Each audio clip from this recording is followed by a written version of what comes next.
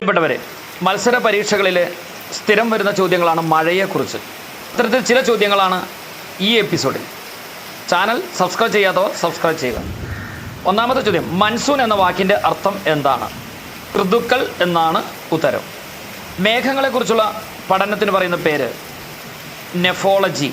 മഴവെള്ള സംഭരണ പദ്ധതി കേരള സർക്കാർ ആരംഭിച്ചത് വർഷ. ഫ്ലാഷ് എന്ന പേരിൽ മഴ ഉത്സവം നടക്കുന്ന കേരളത്തിലെ ജില്ല ഏത്? വയനാട്. പാട്ടുപാടി മഴ പെയ്യിപ്പിച്ച പ്രസിദ്ധ സംഗീതജ്ഞൻ താൻസൻ. ചേസിംഗ് ദ മൺസൂൺ എന്ന പുസ്തകം എഴുതിയത് അലക്സാണ്ടർ ഗ്രേറ്റർ. രാത്രിമഴ എന്ന കവിത സുഗതകുമാരി.